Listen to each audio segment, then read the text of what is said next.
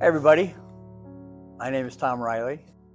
I'm a 71-year-old fair-skinned guy, and I've been asked to tell my story about why I'm involved with the IMPACT Melanoma. Basically, like a lot of people, as a young guy, I spent endless amounts of time playing basketball, baseball, fishing, all the fun things in life involve being outside. We've learned the hard way that all of that fun and all of that time in the sun, which we still enjoy, was killing us. I was 55 years of age, living my life, enjoying it, playing golf, doing a lot of the same things. In 2009, I was waiting at my golf club to play golf, waiting for my partner, and I sat in a ladder-backed rocking chair.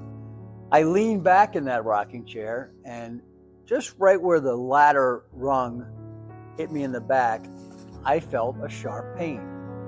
To the point out of curiosity that in rocking in that chair, I said, I can't feel any pain when I'm not leaning back against it, but I can feel it every time I rock this chair.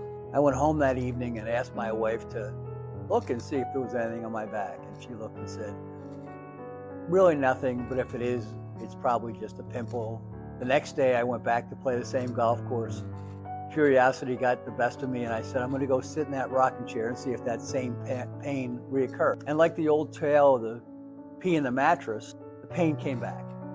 Only when I leaned back into it. I went home that night, and my daughter, Courtney, who was at that time, I think, entering her internship or residency, she had gone to medical school. I said to her, would you take a look at whatever it is that's causing this minor pain in my back when I lean against something? She looked at it and said, I don't think it's anything, Dad, but if it is, it could be amelanotic melanoma. Amelanotic means without color. It was a clear, almost vengeful little pimple on the middle of my back.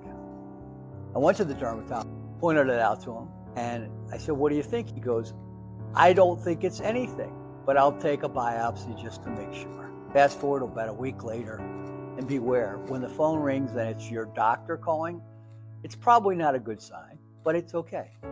He was calling to personally let me know that the biopsy had showed that I had melanoma. At the time, it was diagnosed as stage 3B or 3C. But he said two things to me. I've got good news and bad news. The bad news is you have melanoma. The good news is I have you scheduled for surgery for next Tuesday with one of the best surgeons in the country here at Mass General. He'll remove it. We'll figure out what the next step is after that. I immediately thought back to all of the days and hours I spent in the sun. And like anybody who's faced with a cancer diagnosis, you turn to trying to find out what caused it and how you're going to deal with it. I was very fortunate that I got on a pathway to success by virtue of the fact that there were clinical trials going on for groundbreaking medications. And I was admitted into a clinical trial for one of these biological drugs that took care of it. And I spent a year in treatment, maybe a little over a year. Mass General was my friend, getting infusions and everything else. And I was declared free of cancer at the end of 2010. I subsequently have been diagnosed twice with melanoma again. The next time was stage 1. In 2021, I had a seizure, and they discovered that I had stage 4 melanoma, but I got lucky and like a cat with 9 lives emerged cured. So melanoma has been a journey for me. My involvement with the IMPACT Melanoma began shortly after my first diagnosis. I actually had a friend of mine who used to invite me to play in their annual golf tournament. You participate in these events because at the end of the day, you're having fun and you're helping a good cause. I pivoted from viewing the melanoma golf tournament and their events as fun into something that I realized was going to save lives. And why is that?